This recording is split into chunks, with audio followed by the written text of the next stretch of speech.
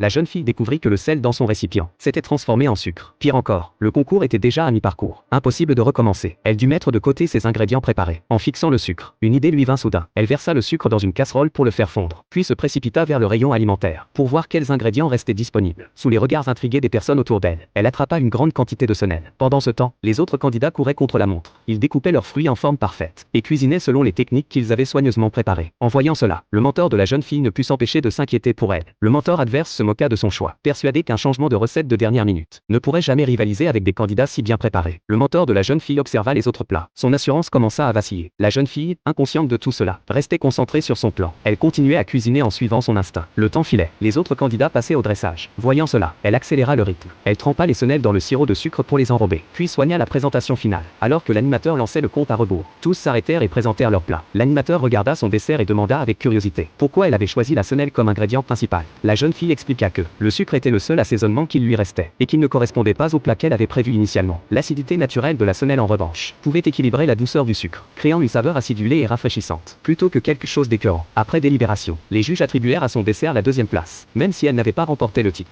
Elle était ravie. Elle avait transformé une erreur en solution et prouvé que la créativité compte autant que la préparation.